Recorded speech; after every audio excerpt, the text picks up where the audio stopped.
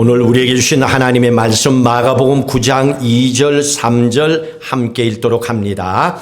엿새 후에 예수께서 베드로와 야고보와 요한을 데리시고 따로 높은 산에 올라가셨더니 그들 앞에서 변형되사 그 옷이 광채가 나며 세상에서 빨래하는 자가 그렇게 희귀할 수 없을 만큼 매우 희어졌더라. 아멘. 오늘 이 본문의 말씀을 통해서 예수님께서 우리에게 주시고자 하는 말씀은 네가 지금 서 있는 자리가 어디냐 하는 걸 돌아보라는 얘기입니다. 지금 내가 어디에 서 있는가? 예수님께서 제자들에게 앞부분에 보시면 나를 따라오고자 하는 자는 자기의 십자가를 지고 따라오라고 굉장히 중요한 말씀을 전해주셨습니다. 그 말씀을 전해주고 나서 6일 후입니다.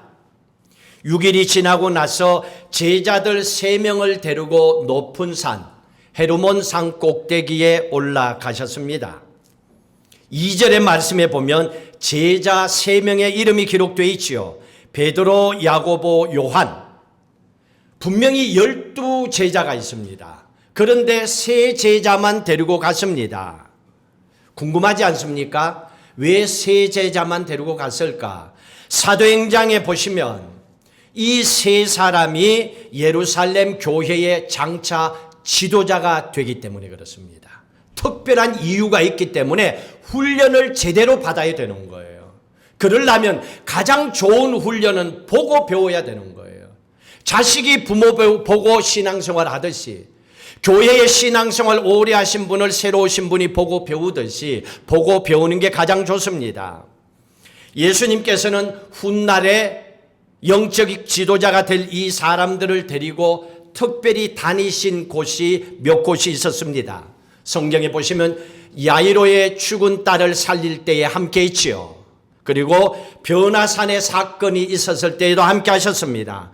겟세마네 동산에서 기도할 때에도 이 3제자가 예수님과 함께 했습니다.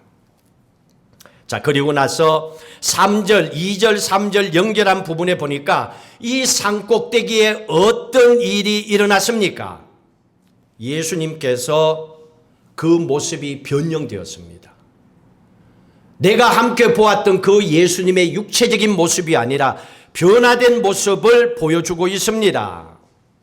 빛나고 아름답고 그렇게 희게 밝게 보인 세상에 그 어떤 것도 본 적이 없다 할 정도로 예수님의 변화된 모습을 제자들이 보았습니다. 엄청난 아름다운 광채 가운데 예수님이 계시는 것을 보았습니다. 세상에서는 볼 수 없었던 거죠. 더 놀라운 일이 4절에 나와 있습니다. 예수님께서 광채 가운데 바뀌셨는데 그 변화된 모습을 가지고 누군가와 얘기를 합니다. 4절 읽습니다. 이에 엘리야가 모세와 함께 그들에게 나타나 예수와 더불어 말라거늘. 엘리야와 모세가 예수님, 변형된 예수님과 함께 대화를 나누고 있습니다. 무슨 영적인 의미를, 메시지를 던져주고 있습니까? 예수님의 모습은 이 땅의 모습이 아닙니다. 이건 천국의 모습이에요. 천국에 가면 영광스러운 모습으로 다 변화된다고 이미 우리는 성경을 통해서 알고 있습니다. 그리고 엘리야와 모세는 이미 죽어서 천국에 가 있습니다. 그런데 그 많은 사람들 가운데서 특별히 하나님의 사람 중에 엘리야와 모세를 예수님께서 만나서 대화를 하고 있습니다. 그건 제자들에게 이걸 보여주고 싶었던 겁니다. 지금 너희들이 있는 이곳은 산 꼭대기가 아니야. 천국이야.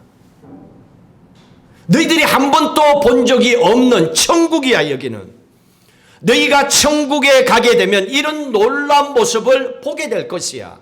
그래서 내가 너희에게 미리 보여주는 것이 하고 천국의 모형을 이 제자들에게 보여주신 겁니다. 이 3제자만 본 거죠. 이걸 보고 깜짝 놀랐겠지요. 자, 질문이 있습니다. 여러분들이 한번 생각해 보실래요? 많은 믿음의 사람들이 있습니다. 아브라함, 이삭, 야곱, 요셉, 뭐 등등등 다윗 많이 있는데 왜 예수님께서 엘리야와 모세와 함께 계셨을까요? 왜 특별히 이 두 사람이었을까요? 엘리야와 모세와 예수님의 무슨 공통점이 있을까요? 왜 특별히 이분들을 만났을까요? 분명히 세 분에게는 공통점이 있었습니다. 첫 번째는 세 분 다 십자가를 지신 분들이에요. 각자 지신 십자가는 다르지만 십자가를 지셨습니다. 모세를 볼까요? 120년을 세상에 살았습니다. 처음 40년은 이집트 왕자로 부유하게 살았습니다. 중년 40년은 장인 이드로 집에서 양을 치면서 가족이 있었지만은 외롭지는 않았지만은 그래도 진짜 가족과 떨어져 있기 때문에 외로움이 있었겠죠. 그러나 고난은 그렇게 많지 않았습니다. 뭐 장인 집에서 함께 사니까. 마지막 80이 되었을 때 하나님을 만났습니다. 그리고 하나님을 만난 믿음 안에 영광스러운 삶을 살았지만은 그때부터 모세의 삶은 고난의 시간이었습니다. 왜냐하면 십자가를 지고 40년 동안을 살아야 했기 때문입니다. 그 앞에 40년과는 너무나 달랐습니다. 모세가 짊어져야 되는 십자가가 뭐였습니까? 내가 원하는 것이 아니었습니다. 늘 만나면 눈만 뜨면 원망하는 이스라엘 백성들을 부둥켜 안고 살아가야 되는 그 십자가를 모세가 져야 됐던 거예요. 누가 그걸 지겠어요? 원망하는 사람 안 보면 되잖아요. 그런데 그게 아니에요. 져야 돼요, 모세가. 출애굽 민수기 보시면요, 이스라엘 백성들이 출애굽한 이후에 얼마나 전부 원망투성이요. 물이 없다고 원망, 먹을 것이 없다고 불평, 낮에는 덥다고 짜증 불평, 밤이면 춥다고 죽겠다고 원망. 세상에 어디에 맞춰야 됩니까? 이런 크리스찬들 교회에 많이 있어요. 그냥 듣는 걸로 바뀌어버리는 거예요. 삶의 변화가 없어요. 입만 열면 원망, 불평.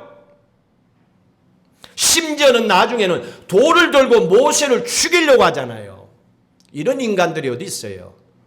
그런 인간들을 위해서 여러분 십자가 져줄 수 있어요? 몇 번 참을 수 있을까요? 모세에게 있어서는 십자가였습니다. 모세는 이런 백성들을 자기의 십자가로 여긴 거예요. 하나님이 내게 주신 십자가로 여기고 40년 동안에 하루도 빠짐없이 그 뜨거운 사막길을 걸으면서 그 이스라엘 백성들, 그 사람들의 십자가를 지고 살아갔던 사람이 모세였습니다. 엘리야 때는 어땠습니까? 엘리야 역시도 십자가를 지고 살았습니다. 엘리야 당시에 가장 고약하고 악한 왕 아합이 지배하고 있었고 왕비는 이세벨이었습니다. 잔인한 여자였습니다. 이 사람들이 통치하는 시대에 있었기 때문에 하나님 믿는 사람들은 무조건 다 죽여버리는 거예요. 그래서 그 당시 상황이 얼마나 힘들었냐면 바알에게 무릎을 꿇지 아니한 7천 명이 있었는데 숨 죽이고 숨어서 살았다고 합니다. 믿음은 지켰지만 숨어서 살았어요. 보이면 죽여버리니까. 하지만 그런 상황 속에서도 엘리야 이 한 사람만은 아합과 이세벨 앞에서 당당하게 하나님의 나라를 선포하며 싸웠습니다. 바알과 아세라 선지자들과 갈멜산에서 850대 1로 싸웠잖아요. 진짜 내가 믿는 하나님이 어떤 분인지 하고 하나님을 선포했잖아요. 엘리야가 졌던 그 십자가는 그 시대적인 아픔을 자기의 십자가로 부둥켜 안고 대신 걸어갔던 거예요. 모든 사람들이 숨어 있었고 심지어 믿는 사람이라 하더라도 7천 명이 있었지만 숨죽이고 살아야 되는 그 상황에도 엘리야는 시대적인 아픔을 짊어지고 나갔습니다. 예수님은요, 이 땅에 오신 가장 궁극적인 목적이 뭡니까? 죄에 빠져있는 우리 영혼들을 구원하기 위해서 오셨잖아요. 그리고 십자가에 죽기까지 대신 피 흘려 주시고 우리의 죄의 문제를 해결해 주시고 구원의 길을 열어주셨잖아요. 십자가의 찍힘, 십자가에 못 박히심 엄청난 겁니다. 예수님은 죄인 때문에 십자가를 지셨어요. 그게 사랑의 십자가였습니다. 우리를 그만큼 사랑하기 때문에 이유를 묻지 아니하고 너 같은 인간 살려놔봐야 또 그 짓을 하니까 차라리 너는 버리는 게 낫겠다라고 얘기하지 않으시고 뻔히 알면서도 또 십자가를 쳐주시고 피 흘리신 거예요. 자, 세 분은 십자가를 지셨습니다. 또 하나의 공통점이 있습니다. 엘리야, 모세, 예수님 이 세 분은 십자가는 지셨지만은 이 땅에서 영광은 누리지를 못했습니다. 이게 공통점입니다. 모세를 보십시오. 40년 동안의 이스라엘 백성들을 부둥켜 안고 십자가 지고 광야 길을 걸었지요. 그런데 마지막에 어떻게 됐습니까? 너보산 꼭대기에서 그냥 건너편 요단강만 바라보고 가나안 땅을 바라보고 거기서 마지막을 맞이했습니다. 그를 데려가시고 시신도 없습니다. 무덤도 없습니다. 그가 죽고 나서도 어느 누구 하나 그의 무덤에 꽃 한 송이 갖다 줄 수 없는 그런 인생을 살다 갔습니다. 이 땅에서 거룩한 십자가를 졌지만은 그 어떤 영광도 누리지 못했던 사람이 모세였습니다. 엘리야는 어떨까요? 갈멜산에서 바알과 아세라 선지자들과 850대 1과 싸워서 이겼습니다. 그럼에도 불구하고 이세벨과 아합은 전혀 변하지 않습니다. 봐도 안 바뀌어요. 그 많은 바알 아세라 선지자들이 죽어나는데도 안 바뀌고 아합과 이세벨은 더 강팍하고 고약한 사람으로 바뀝니다. 그럼에도 불구하고 엘리야가 어떻게 됩니까? 결국은 엘리사에게 모든 사역을 넘겨줘야 됩니다. 엘리사에게 다 다음 사역을 넘겨주고 하나님께서 불말과 불병거로 그를 데려가셨습니다. 똑같이 이 땅에 무덤이 없습니다. 시신이 없습니다. 죽어서도 그 무덤에 어느 누구도 꽃 한 송이 가져다 줄 수 없는 그런 인생을 살다 갔습니다. 이 땅에서 그 어떤 영광도 누리지 못했던 분이 엘리야였습니다. 예수님은 어떨까요? 이 땅에 육신을 안고 오셨습니다. 그리고 십자가를 지시고 죽기까지 우리를 사랑하셨습니다. 그런데 육체를 입고 마지막 예수님은 그대로 성천하셨습니다. 빈 무덤이었습니다. 예수님도 무덤이 없습니다. 시신이 없습니다. 고난을 받으셨지만은 이 땅에서 그 어떤 영광도 누리지 못했습니다. 그렇다면요, 십자가의 고통을 세 분 다가 겪었습니다. 영광은 이 땅에서 누리지 못했습니다. 그 모세와 엘리야와 예수님을 오늘 세 제자에게 보여주셨습니다. 베드로야, 야고보야, 요하나 하고 세 제자에게 보여주신 이유가 뭡니까? 왜 이걸 보여주셨습니까? 말씀을 드렸잖아요. 앞으로 너희들은 예루살렘 교회의 지도자가 될 사람들이야.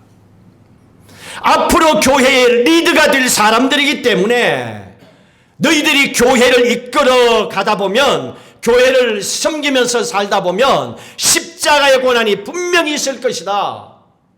그러나 영광은 누리지 못할 거야. 제자들에게 이걸 보여주신 겁니다. 그리고 말씀하십니다. 너희들이 십자가를 지고 고난의 길을 걸어가면서 오직 하나님의 영광을 위해서 살다가 이 땅에서 영광은 누리지 못한다 하더라도 염려하지 말고 그 고난을 받아라. 그 십자가를 져라. 교회를 위하여 십자가를 지고 영혼을 위해서 십자가를 지라. 그렇게 되면 너희들이 방금 본 것처럼 이 땅을 떠나서 마지막 주님이 부르시면 천국 가게 되면 너희들이 보았던 대로 너희 몸이 변형이 되고 거룩한 하늘나라 사람으로 천사처럼 변화가 되고 영광스러운 광채 가운데서 빛 가운데서 우리를 둘러설 것이고 거기서 너희들도 믿음의 사람들과 예수님과 함께 대화를 하는 놀라운 축복이 있을 것이다. 이걸 메시지로 던져주고 계시는 겁니다. 실제로 이 세 제자는 어떤 인생을 살았습니까?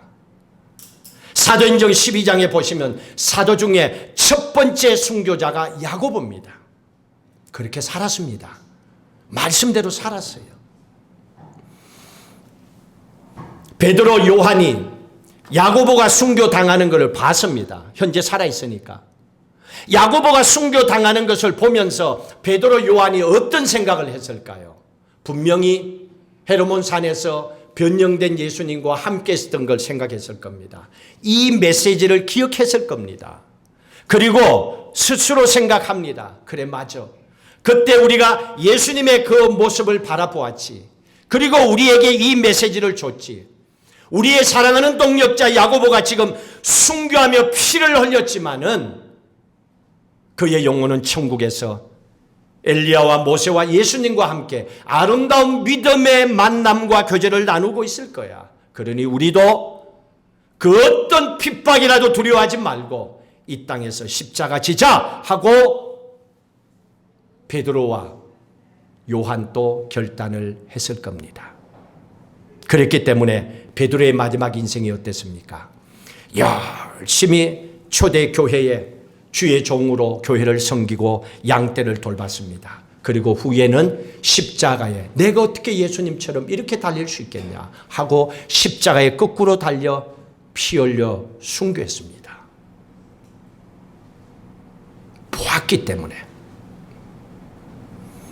요한은 어땠습니까? 사도 중에 가장 오래 살았던 제자였습니다. 요한복음 요한 1, 2, 3서도 기록하고 말년에는 밤모섬에 유배되어서 그 무서운 감옥에 갇혀서 고난 중에서도 하나님의 계시를 받고 요한 계시록을 기록했습니다.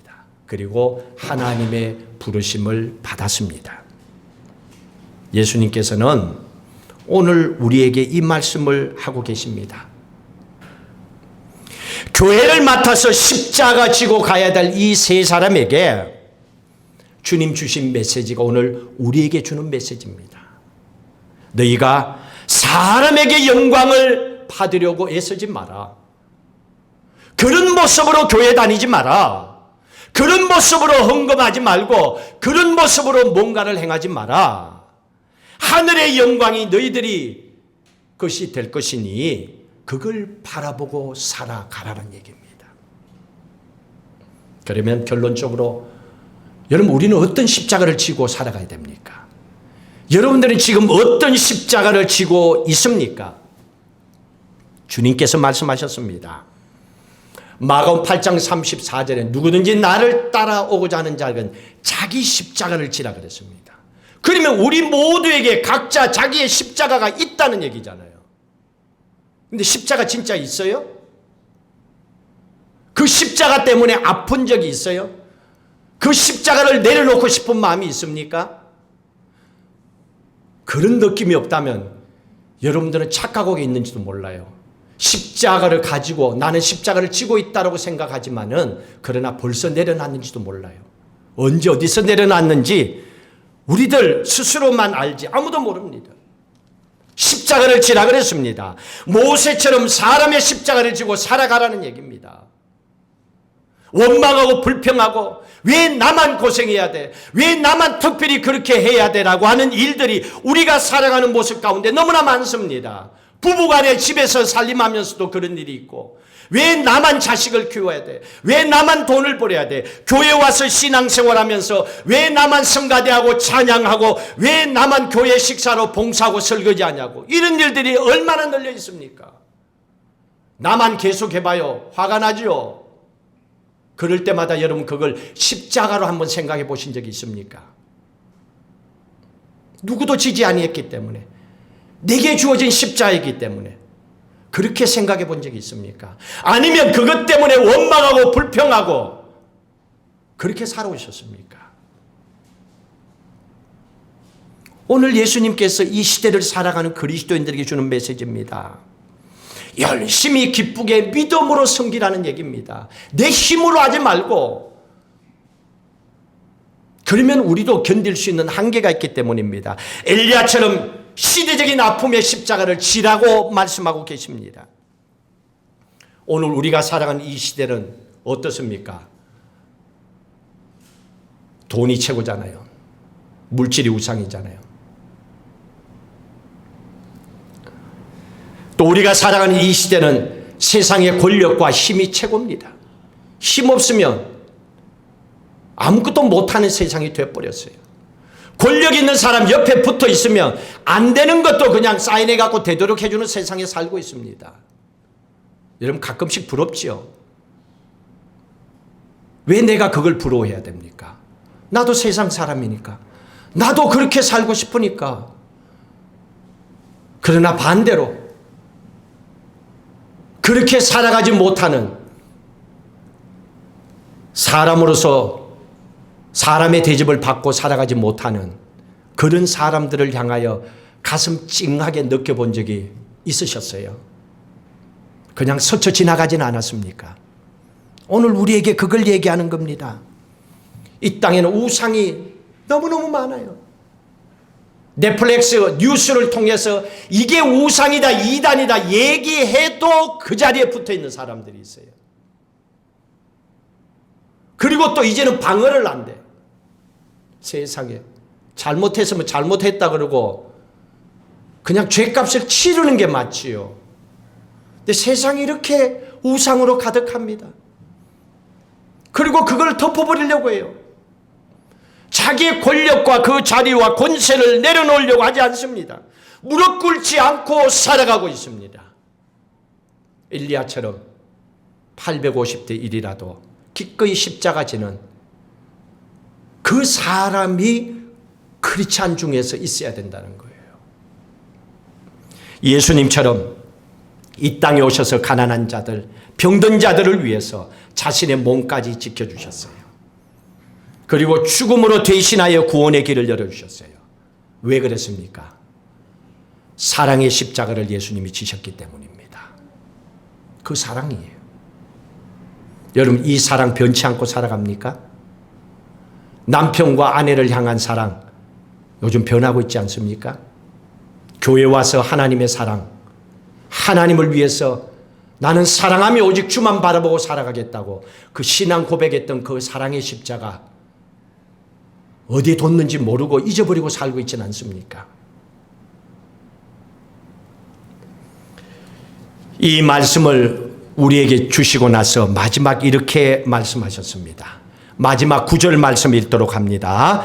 그들이 산에서 내려올 때에 예수께서 경고하시되 인자가 죽은 자 가운데서 살아날 때까지는 본 것을 아무에게도 이르지 말라 하시니 마지막에 예수님이 뭐 하셨습니까? 아무 말도 하지 아니하시고 산에서 내려오셨다고 합니다. 산에서 내려오신 거예요. 그냥 영광스럽고 좋잖아요, 산꼭대기가. 근데 그냥 산꼭대기에 있으면 되는데 세 제자에게 얘기합니다. 이제 산을 내려가자. 왜 그렇습니까? 산 위에는 영광이 있었거든요. 거룩한 모습을 보았고 엘리야와 모세가 예수님과 대화하는 걸 평생 본 적이 없는 걸 본 거예요. 얼마나 놀라운지 몰라요. 그냥 그렇게 살았으면 좋겠어. 그 영광이 산 위에 있었습니다. 그러나 예수님은 이게 진짜 네 모습이 아니라는 거죠. 너의 삶은 산 밑에 있다는 겁니다. 산 밑으로 내려가게 되면 십자가가 기다리고 있다는 얘기입니다. 십자가 지러 가자. 십자가 지러 가자. 하고 제자들에게 산을 내려가자라고 말씀을 하셨습니다. 여러분 오늘 이 예배를 하나님께 올려드리고 여러분의 삶의 현장으로 돌아간다면 오늘 말씀을 기억하십시오. 산을 내려가자고 하신 말씀처럼 십자가를 지러 가자고 하는 주님의 음성을 들으셔야 됩니다. 우리 모두는 하나님께서 맡겨주신 십자가의 사명이 다 있습니다. 예수님께서 제자들과 오늘 우리에게 천국의 영광스러운 모습을 보여주셨습니다. 그리고 십자가를 지고 함께 걸어가자라고 말씀하셨습니다. 이제 내게 주어진 십자가, 여러분도 이제 끝까지 지셔야 돼요. 이거 외에는 믿음 안에서 승리할 길이 없어요. 설교 100번 들어도 나의 신앙의 결단과 고백이 없으면 나는 변하지 않습니다. 오늘 주셨던 이 신앙의 고백을 가지고 나도 주님과 함께 십자가의 길을 걸어가겠습니다. 이 말씀이 여러분의 삶의 신앙의 고백과 결단이 되시기를 주의 이름으로 축복합니다. 우리 함께 마지막 찬양하며 결단하고 기도하시겠습니다. 주님은 우리의 삶의 모습을 다 알고 계십니다. 그냥 주님 앞에 우리의 있는 모습을 그대로 내려놓으시고 찬양하고 기도하시기 바랍니다.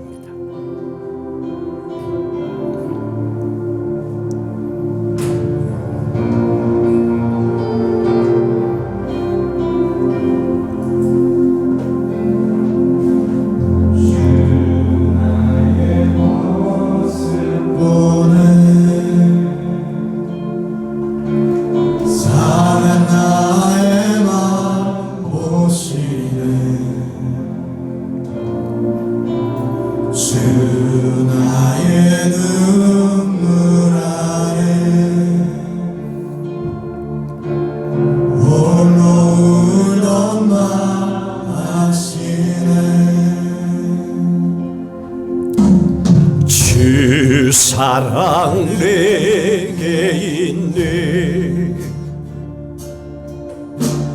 그 사랑이 날 채우네. 주 내게 있네. 그 주 나의 모습 보내 다시 한번 찬양합니다. 주 나의 모습 보내 상한 나의 맘 보시네. 주 나의 눈물 안에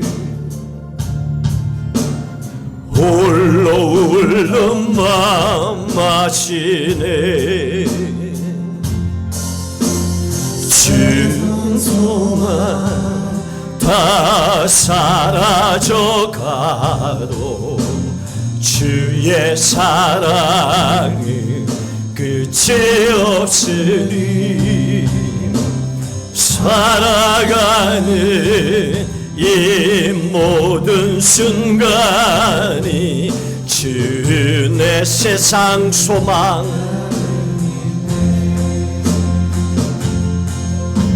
세상 소망 다 사라져가도 주의 사랑은 끝이 없으니 살아가는 이 모든 순간이 세상 소망 다 사라져도 주님만 붙잡겠습니다. 세상 소망 다 사라져가도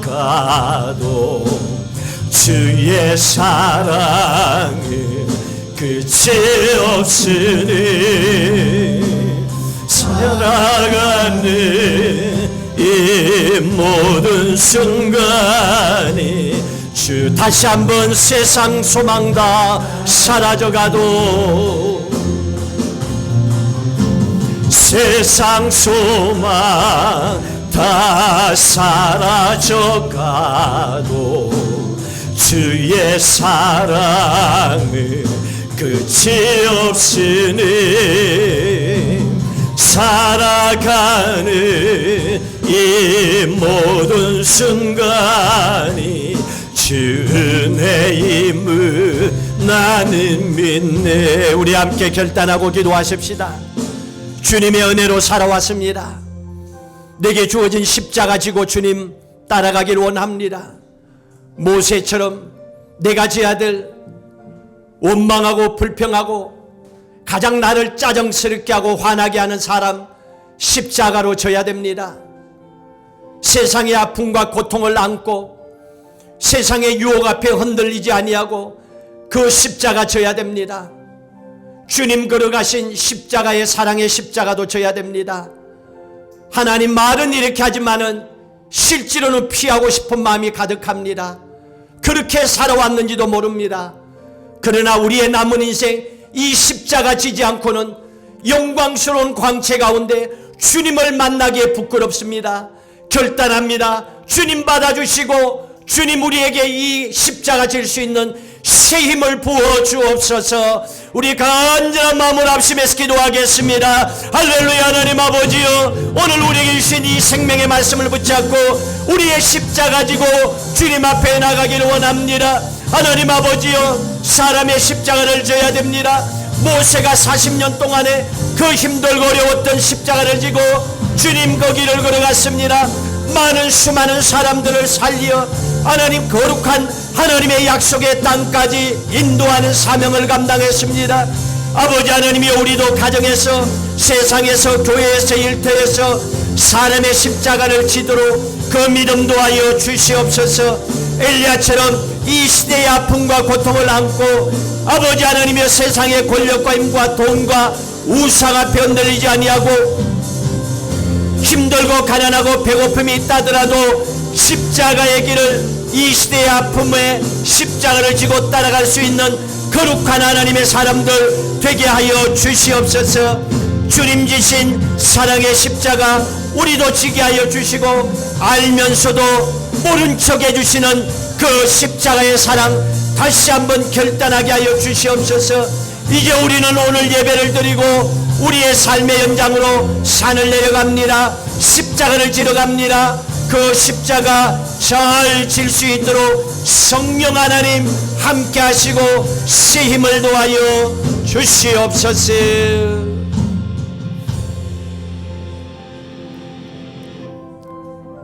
가는 곳마다 예배 드릴 때마다 수만 번 들었던 얘기입니다.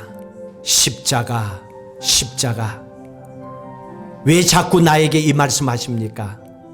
죽는 거 싫고 고통당하는 거 싫고 배고픈 거 싫고 돈 때문에 힘들어하는 거 싫은데 잘 먹고 잘 살다가 편안하게 두 다리 두 팔 쭉 뻗고 살다가 그렇게 가고 싶은데 왜 자꾸 십자가에 대해서 우리에게 얘기합니까? 오늘 우리는 결단해야 됩니다. 이 땅에서 영광을 누리다가 죽든지 이 땅에서 십자가를 지고 살다가 주님 만났을 때에 영광스러운 광채에 둘러 주님과 만나서 믿음의 고백을 하든지 교회 다니는 모든 사람들이 오늘 반드시 내려야 될 결단입니다. 십자가 없이는 부활의 소망도 영생의 축복도 우리에게 있을 수 없다는 걸 우리는 이미 알고 있습니다. 그러면서도 우리는 천국 갈 수 있다고 담대하게 외치고 있습니다. 외치면서도 마음속 깊이 부끄러움도 있습니다. 십자가를 지지 않고 있기 때문에 성령 하나님 도와주옵소서. 오늘 우리의 신앙의 고백입니다. 도와주지 않으면 예배드리고 나가게 되면 또 십자가 없는 크리스찬의 삶을 살아갈지도 모릅니다. 성령 하나님 이미 내 안에 계시오니 충만한 은혜를 통하여 십자가를 지게 하여 주시고 그 십자가의 영광스러운 길을 주님과 함께 걸어가게 하여 주시옵소서. 우리가 서야 될 자리는 이제는 산에서 내려가자 하셨고 십자가를 지러 가자라고 하신 주님의 음성입니다. 가정에서, 일터에서, 이제는 교회에서 우리가 어느 곳에 있든지 간에 십자가를 지게 하시고 믿음으로 지게 하시면 결단코 죽을 만큼 힘들지 않을 겁니다.